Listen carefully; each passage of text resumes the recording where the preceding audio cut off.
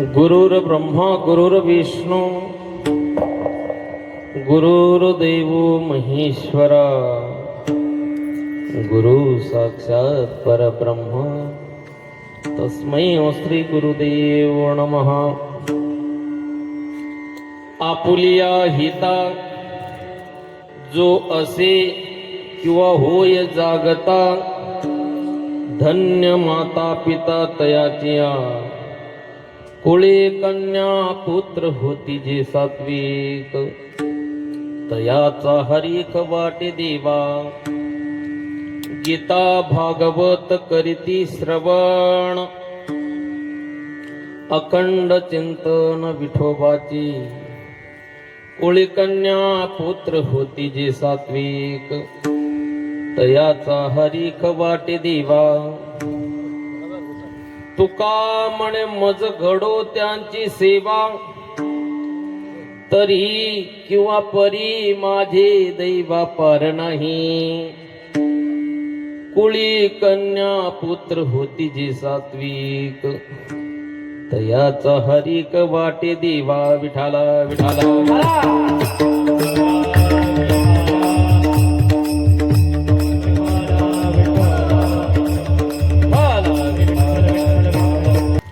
समचरण सरोजम सांद्रणीलांबुदाभम जगननिहित पाणी मंडनम मंडना। तरुण तुलसीमाला कंदरम कंज नेत्रम सदयदवलहासम विठ्ठलं चिंतया।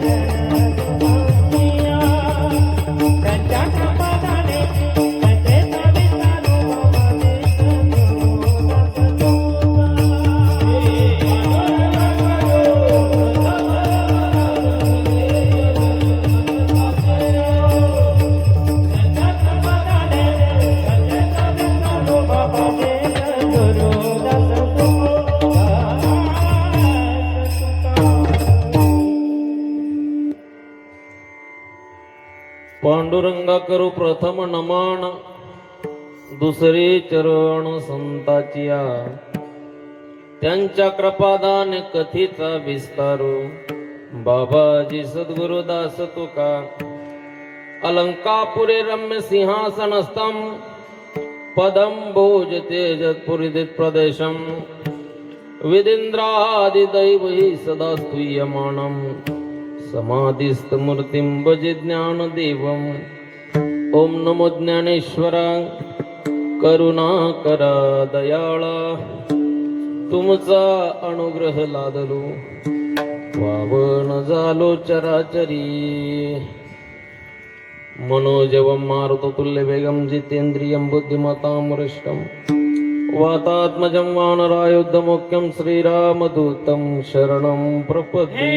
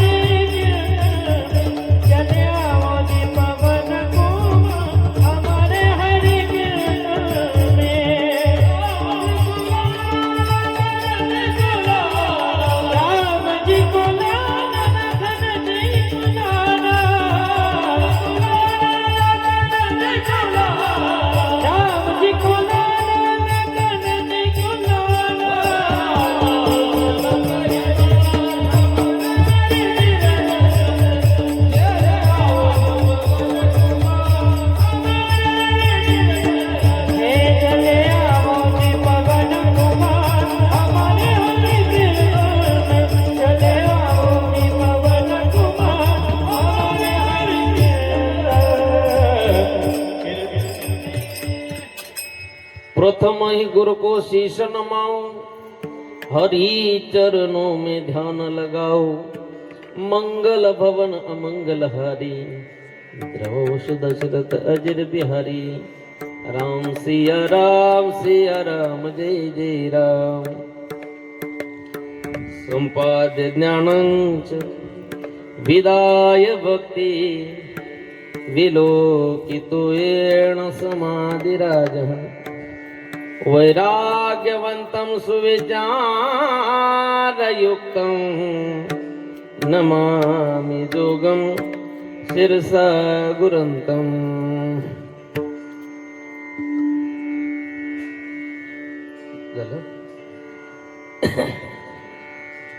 मस्तक ही पायावरी, या वारकरी संताच्या। सरस्वती माते द्यावे मज स्मृती, येतो का कुलती तुझ लागे। आपुल्या बालकाचा धरी हात हाती, न करी फजिती जना माझी। विठाला विठाला विठाला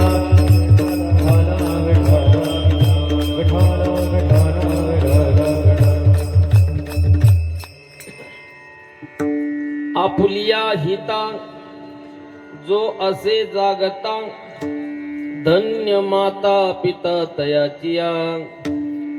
कुळे कन्या पुत्र होती जे सात्विक, तयाचा हरिख वाटे दिवा।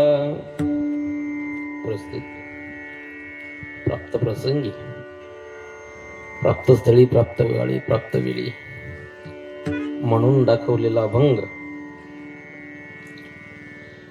जगद्गुरु जगदवंदनीय विश्ववंदनीय सकल कंठभूषण श्रीमंत थोर संत या वारकरी संप्रदायांनी ज्यांना कळसाचं स्थान द्यावं, नवे नवे त्यांच्या मुखातून जे उद्गार निघाले ते सगळे वेदच होते। असे वैराग्य मूर्ती ज्यांनी पाचवा वेद निर्माण केला, असे गोस्वामी जगद्गुरु तुकोबाराया। आणि या तुकोबारायांच्या गाथेतील सुंदर असा चिंतनीय अभंग आज आपल्या समोर म्हणून दाखवला। विठाला विठाला अभंग गोड आहे, चिंतनीय आहे, 4 चरणाचा आहे। अभंगातून बोलताना महाराज म्हणतात, तुकोबाराया सांगतात,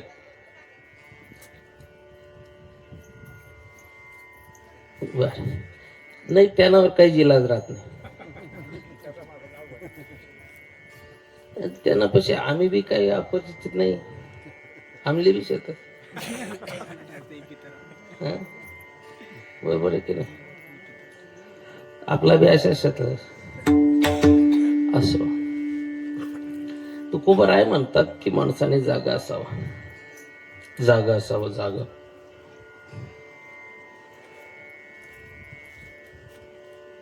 मग प्रश्न असा पडतो, तुकोबाराय म्हणतात की माणसाने या मृत्यूलोकात आल्यानंतर माणसाने जागा असावं। मग जागा नाहीच का कोणी? तुकोबाराय सांगतात, आधी माझं म्हणणं पूर्ण ऐकून घ्या। मी तुम्ही जागे नाहीत असं नाही सांगत, पण चुकीच्या ठिकाणी जागा राहून फायदा नाही। माणसाने जागा असावं, कारण तुकोबाराय एका ठिकाणी म्हणतात की अरे या जीवनात 100% व्यापार केला पाहिजे, व्यापार हा झालाच पाहिजे। नवे नवे सांगू, जर धन कमवायचं असेल तर व्यापारच केला, जोडुनिया धन व्यवहार झाला पाहिजे। इथे तुकोबाराय काय सांगतात, व्यापारच केला पाहिजे, पण कोणता व्यापार केला पाहिजे? जो हिताचा असेल। आपल्या भाषेत सांगू, नफ्याचा। पण नफाही कोणता, यातही पुन्हा प्रकार। व्यापार झाला पाहिजे तो हिताचा झाला पाहिजे। तुकोबाराय या ठिकाणी सांगतात, जागा असावं माणसाने। मनुष्य जागा नाही असं म्हणणं नाही, पण हिताच्या ठिकाणी जागा नाही, परिणामी दुःख भोगतोय। परिणाम दुःखाला सामोरं जातोय. म्हणून तुकोबराया सांगतात की बाबा, अरे असा जर का कुणी असेल मृत्यू लोकात आल्यानंतर जो आपल्या हिताच्या ठिकाणी जागा असेल, तर तुकोबराय म्हणतात नुसतं तोच धन्य नाही, अरे त्याचे माता पिता सुद्धा धन्य आहेत. धन्य माता पिता कुणाचेही नाही, फक्त त्याचे. कुणाचे? जो आपल्या हिताच्या ठिकाणी जागा असेल ना, त्याचे आई वडील धन्य, बरं, इतर नाही. मग जागा राहणं म्हणजे नेमकं तुकोबराया काय? तुकोबराया म्हणतात की बाबा, अरे आपल्या हिताच्या ठिकाणी जो जागा असेल ना, त्याचे माता पिता धन्य आहेत. मग तो कन्या असो व पुत्र रत्न असो, यात फरक पडत. कुळी कन्या पुत्र, कन्या असो वा पुत्र असो, फक्त सात्विक पाहिजे. आणि जर का हे सात्विक झाले ना, तर तुकोबराय म्हणतात, अरे या जगाला वा मला नाही तर माझ्या देवाला सुद्धा आनंद झाल्याशिवाय राहत नाही. तयाचा हरीख वाटे देवा. मग का हो तुकोबराय, नेमकं जागा राहणं म्हणजे नेमकं काय करणं? तुकोबराय सांगतात, अरे जी माणसं जागी असतात ना, ती काय करतात? तर तुकोबराय सांगतात की काय करतात ते? गीता भागवत करीती श्रवण. नुसतं ऐकत नाही. आता ऐकणाऱ्यांची गर्दी जास्त झाली महाराज. मला कुणावर बोलायचं नाही, कुणावर टीका टिप्पणी करायची नाही. पण आधीचा काळ बघा, आता परमार्थ थोडासा बलवान झाला असं म्हटलं तरी काय अर्थ, वाढला. पण फक्त ऐकणारे झाले, सांगणारे तेवढेच झाले, पण ऐकणारे झाले. पण माझे तुकोबराय सांगतात, अरे नुसतं ऐकणं नाही, अरे ते ऐकून माझ्या भगवंताचं नामचिंतन अहोरात मनात जो त्याचं चिंतन करतो ना, अखंड चिंतन, हा त्याचेच आई वडील धन्य, इतरांचे नाही. धन्य माता पिता. माझे तुकोबराय सांगतात की हे देवा, अरे माझी अशी अपेक्षा आहे, माझी अशी इच्छा आहे, जर कुणी असे जर का संतान असेल ना बाबा, तर मला त्यांची सेवा घडू दे रे. मला देखील त्यांची सेवा करायची आहे. तुका म्हणे मज. अरे मी तर म्हणतो, तुकोबराय म्हणतात, मी तर म्हणतो देवा, अरे त्याच दिवशी मी म्हणेल की मी खरा दैववान आहे. परी माझे दैवांग. माझ्या दैवाला पारावार राहणार नाही. फक्त असा कोणी जर का सात्विक मला मिळाला ना देवा, तर तुकोबराय म्हणतात, धन्य माता पिता तयाची. हा जगला अभंगाचा सरळ भाव. विठाला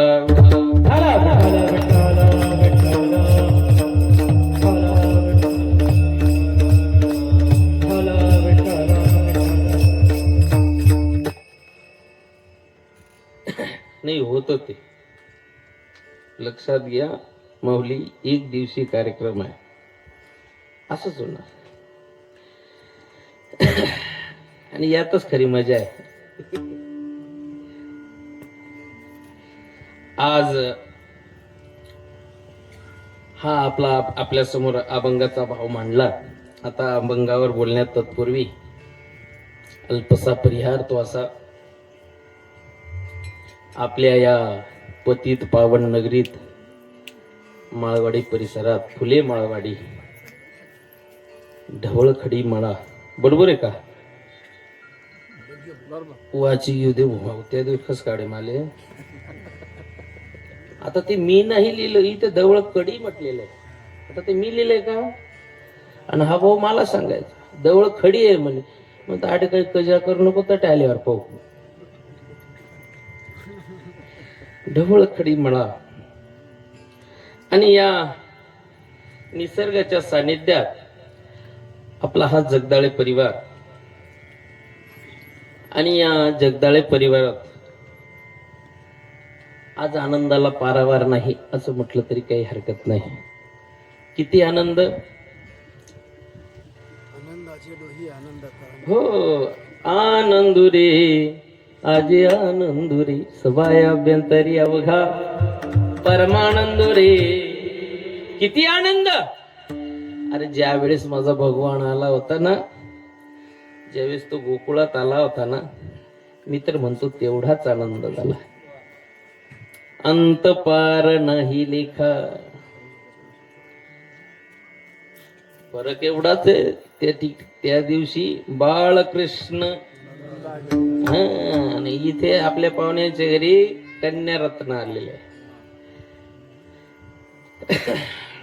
खूप नामकरण सोहळे पाहिले आणि आतापर्यंत ऐकलेले असेच आहेत. जवळजवळ मुलांचेच ऐकले होते, ऐकले मुलींचेही फार ऐकले. पण हा सोहळा करण्यात त्यांना विशेष आनंद आहे.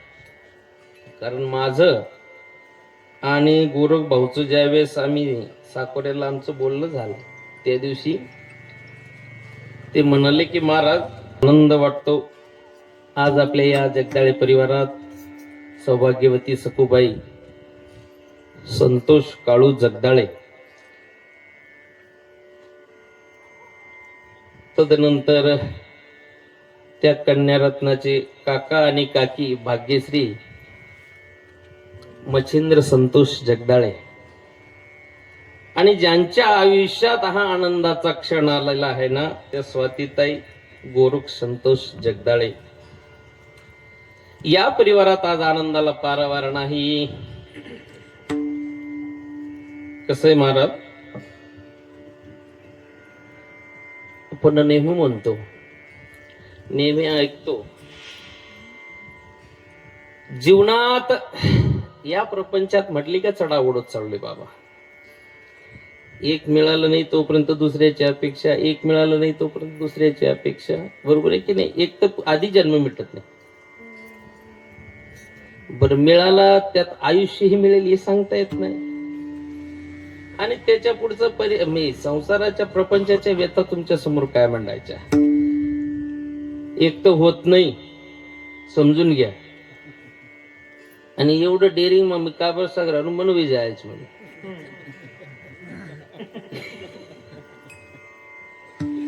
एक तर होत नाही, झाल्यानंतर ते पुत्ररत्न असो कन्यारत्न असो, त्यासाठी काय आता नवस. आता माझं तेवढं वय नाही, मी नवस मागितली नाही. मागतात लोक नवस, तुकोबरा त्याला मान्यता नाही दे. नवसे कन्या पुत्र होती, बरोबर आहे की महाराज. पण असो आनंद व्यक्त करतात, आनंद वक्रे मागणी करतात, आणि झालंही एकदा. पण माझे तुकोबरा सांगतात की अरे होणं खरंच ही अदृष्टातलीच गोष्ट आहे बाबा, भाग्यच लागतं त्यासाठी. आणि झाल्यानंतर देखील आता आपण किती पाहिले, यदा कदाचित काही वेळेस असं होतं ना महाराज, जन्माला यायच्या आधी तो भोग घेऊन जातो. बरोबर आहे की नाही. जन्माला यायच्या आधी नेतो. काही वेळेस असं असतं की जन्माला आल्यानंतर आपल्याला पश्चाताप होतो की काय देवा, काही मागितलं होतं मी, ते अपंगत्व येत. एवढं असून सुदृढ बलवान व्हावं, बलवान मिळावं, सुदृढ मिळावं, एवढं करून देखील ते देवाच्या जर भक्तीत असेल तर तो काही विशेष लाभ आपल्याला कीर्तनात ऐकायचाच आहे. पण मी असं म्हणतो, ते केव्हा लागेल, देवाच्या नामचिंतनाकडे केव्हा जाईल, कुठलीही गोष्टला एक दिशादर्शक असावं लागतं, एक दिशा असावी लागते. आणि ती दिशा कोण दाखवेल, तर ती दिशा आपल्यालाच दाखवावी लागते.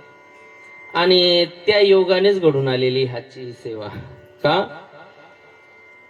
आज त्या मुलीच्या नामकरण सोहळ्याच्या प्रसंगावर जर का हरिकीर्तन असेल, हा नामाचा गजर चालू असेल, तर महाराज मी तर म्हणतो कोणाला विचारायची गरज नाही.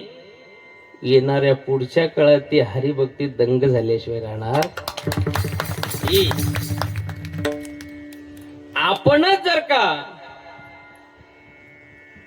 त्या हरिभक्तीची दिशा जर का दाखवली नाही ना, परिणामी पुढे मग काय. आमचे महाराज लोक विनोदाने नेहमी सांगतात, याची महाराज मंडळी पाहिली का आपल्यालाही वाटतं आपलंही निघावं गाणार. नेमकं कसं निघतं ते नाही सांगत नाही, पण वाटतं असं. आणि ही या योगाने जुळून आलेली ह्याची ही सेवा, आणि या सेवे प्रसंगी या कार्यक्रमाला लागलेलं सौंदर्य. आदरणीय गुरुबंधू किरणजी महाराज वळवाडीकर महाराजांनी आज आपल्या वेळ देऊन आज या जगदाळे परिवाराच्या उत्साहात सामील होऊन आपण त्यांच्या गायनाने अगदी मंत्रमुग्ध झालात. त्यांच्या समवेत माझे सन्मित्र भाऊसाहेब महाराज, तदनंतर माझे गुरुवर्य माधव महाराज, गोरक्षनाथ महाराज असतील आमच्या बरोबर आलेले, आणि ही सगळी आपल्याच गावातील मंडळी. आणि त्यात फक्त महाराजांचं मला नाव माहिती नाही, ते पाहुणे आहेत. असं आहे का? तेही संतोष आहेत का? बर, मग काय. आणि नीती ओळखतो ना मी, पाहुणे सांगितलं ना तुम्हाला, बरोबर आहे की नाही. गावातील महाराज मंडळी आणि परिसरातील गावातील भजनी मंडळ असेल, माझ्या समवेत आलेले चोपदार बाबा असतील, बाबा इथलेच आहेत ना, हा इथलेच आहेत, विनेकरी बाबा, सगळ्यांना ते तर ओळखीचेच आहेत कारण दिंडीत येतात ते. आणि मृदुंगाला साथ आमचे आदरणीय विजयजी महाराज वळवाडीकर असतील, रोहित असेल, मच्छिंद्रनाथ महाराज असतील, आदरणीय भगवान महाराज असतील, सगळी ही परिसरातील मंडळी आपले ताई आहेत, अगदी परिसरातले. मी तुम्हाला काही नवीन नाही, तुम्ही बोलवा नाही तर नका बोलू. वर्षाला एकदा इथे, बरोबर आहे का पाहुणे, निस्ता हा म्हणतोस तुम्ही. मग कसं आले तुम्ही, कांदा लावाले का नाही ना? हो, वारी घेऊन येत असतो आम्ही, आणि वारीची ही परिसरात परिचयाची मंडळी आहे सगळी.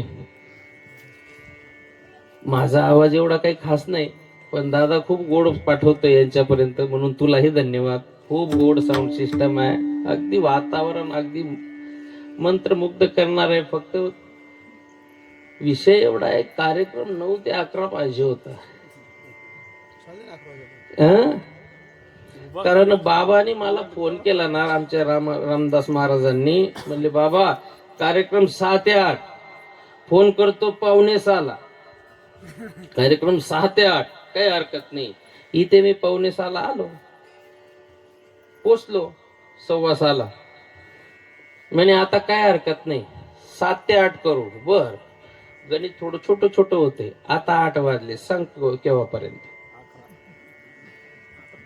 आता वाजले बाबा 11. काय हरकत नाही, मी बी डायबिटीज गोळ्या करतोच घ्यायची.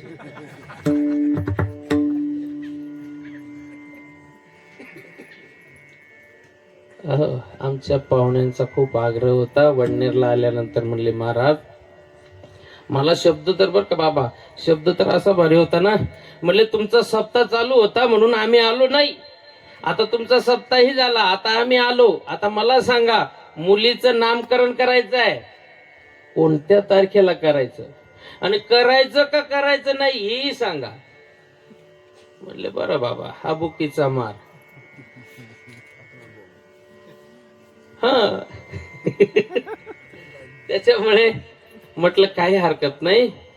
आपल्या परिसरात वैभव प्रथमेश महाराज यांचा विवाह सोहळा झाला की 1 तारीख आपण पकडू. म्हटलं 1 तारखेला काही हरकत नाही. आणि त्या अनुषंगाने तुम्हा सगळ्या महानुभावांचा दर्शनाचा योग. विठाला विठाला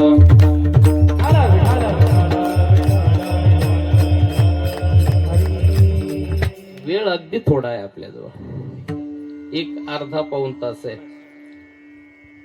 आणि अर्ध्या पाऊण तासात आपल्याला सेवा संपुष्टित करायची आहे. आणि गंमत काय, सप्ताह असला की सप्त्याला 7 दिवसात वातावरण निर्माण होत असतं. आणि ह्या एक दिवशी म्हटला का याची जमवाजमवज मध्ये खूप वेळ जात असतो. आता हे बघा, ए बाळा माझ्याकडे बघ बाई. नाही, ती म्हणे कोई किसी में मगन कोई किसी में मगन. ती म्हणे तू तू चाल दे, तुला बोलायला कालची असो. आज या कन्या रत्नाचं बारसं म्हटलं की जीवनात कन्या असावी महाराज, बर का. त्या बाबतीत थोडसा अभागा असेल मी. आमचे महाराज भाग्यवान आहेत. त्यात आमचे भाऊसाहेब महाराज दोन कन्या रत्न आहेत त्यांना. पण जीवनात पाहिजे. हाव ना भाऊ, मग पाठी लावस काठी माले बी 200 म्हणे. माले बी 2 पोऱ्या आहेत. मग मी काय पाहते बॅनर लावायचं पोऱ्याच मी त्या काहीच काम नाही राहत. अरे शेवट कंबर मोडाल त्याला लागतं भाऊ. सगळ्यात सत्य सांगू, सगळ्यात सत्य, आमचे बाबा दररोज पाहतात माधव बारा घरनाच लागच त्याला, बर का भाऊ. चटाळाला घरनाच लागच म्हणतो शेवट. असो, जीवनात कन्यारत्न असावं, पुत्ररत्न असावं, काय हरकत नाही. पण कन्याचा लाभ, अहो कन्या म्हटली ना महाराज, काय त्या कन्येचं काय सांगावं महाराज. एवढं आतोनात प्रेम असतं ना कन्येचं. आणि मी तर एवढं म्हणेल की कन्येचं आयुष्य म्हणजेच समर्पण आहे. कन्येचं आयुष्य म्हणजेच समर्पण आहे महाराज. किती ठिकाणी समर्पण करते. अहो जन्माला येत असते आणि प्रत्येक घर आपलंस करते. ज्या दिवशी जन्माला येते ना त्या आई वडिलांकडे आता खूप आनंद होतात लोकांना.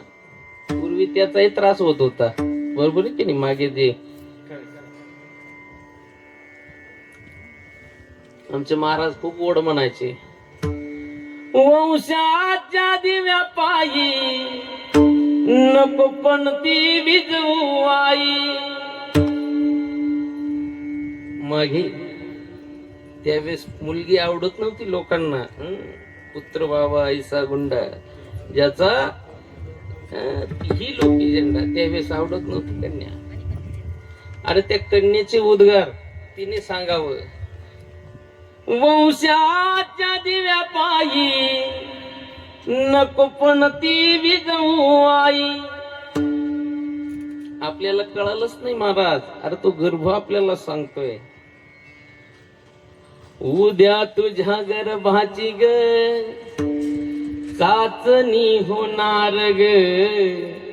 होत की नाही, मी सांगतोय म्हणून. अहो हे सत्य होत. मुलगी आहे म्हणून सारे नाक मुरडणार. मुडत होते ना नाक. अरे पण त्या कन्येचं आयुष्य बघा.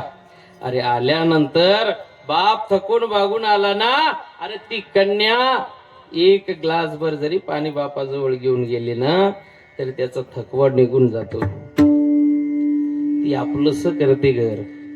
आणि एवढं आपलंस केल्यानंतर उपवर झाली. वडिलांनी ठरवलं आता हिचा विवाह सोहळा संपन्न करायचा आहे, विवाह करायचा आहे. अरे विवाह केल्यानंतर देखील दादा एक क्षणभर सुद्धा विचार नाही. फक्त सुख देना दुख देना आगे तेरी मर्जी. अरे माझ्या वडिलांनी जर का माझ्यासाठी निवडलं असेल ना तर ते चुकीचं असू शकत नाही. एवढा विश्वास कन्येचा बापावर असतो. आणि ती कन्या अहो डोळे झाकून आपला हा आधीच हे घर सोडते आणि दुसऱ्या घराला फक्त कुणावर विश्वास ठेवून आपल्या वडिलावर विश्वास ठेवून परक्या घरात जाते, ती परक घर आपलंस करते, याला कन्या म्हणतात दादा. काय कन्या? अहो कन्यांविषयी काय सांगावं महाराज. कन्या किती झाल्या या भारतात, किती कन्या झाल्या. अरे शूर झाल्या त्याही कन्याच होत्या ना. राणी लक्ष्मीबाई झाल्या असतील, अहिल्यादेवी होळकर झाल्या असतील, कन्याच होत्या की नाही. शूर झाल्या तेही कन्या होत्या. अरे भक्तीत ज्यांनी झेंडा रोविला तेही कन्या होत्या. कारण संतांची उक्ती कन्या ऐसी देई कैसी देई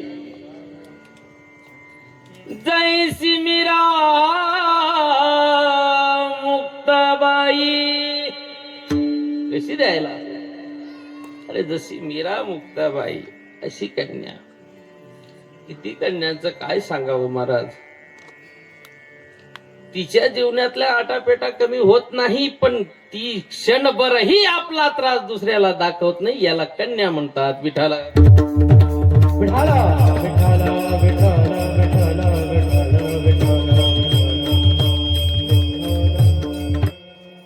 अहो किती रोल तिच्या जीवनात बदलतात.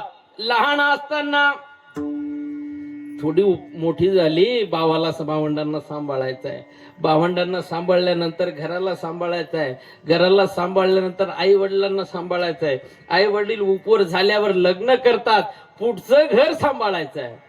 सांभाळल्यानंतर अरे ज्याच्याशी आपलं कधी बोलणंही झालं नाही, कधी त्याला पाहिलंही नाही, फक्त आपल्या पित्यावर विश्वास ठेवून समोरच्या घरात जायचंय आणि समोरचं घर माझं करायचंय, याला कन्या म्हणतात. आपण नाही करू शकत दादा, ही एक कन्याच करू शकते.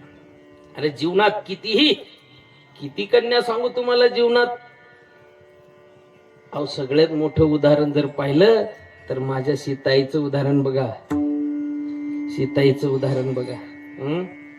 ज्यावेळेस प्रभू रामचंद्रांना, आपल्याला कथा भाग सगळा माहिती आहे, आपल्याजवळ वेळ नाही, आपल्याला अभंगावरही बोलायचं आहे. ज्यावेळेस प्रभू रामचंद्रांना सांगितलंय की आपल्याला वनवास आहे, मग प्रभू रामचंद्र सगळ्यांचा निरोप घेत घेत घेत घेत आता वनवासाकडे निघायचं आहे.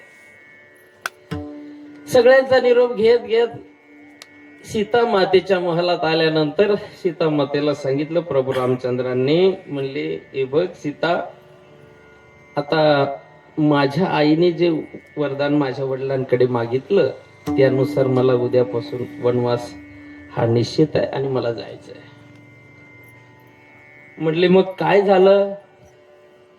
म्हणले काहीच नाही, मी फक्त आता तुझा निरोप घेण्यासाठी आलो, आता मला वनवासाला निघायचंय.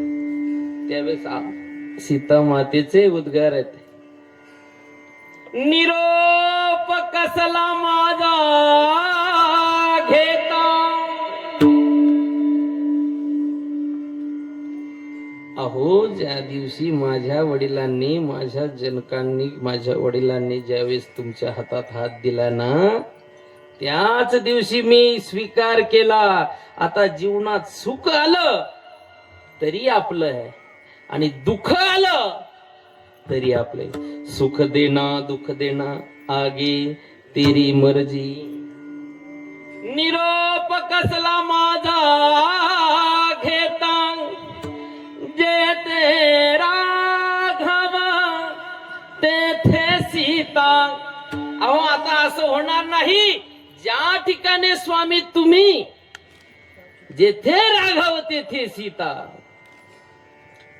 म्हणून बाबा किती समर्पण आहे.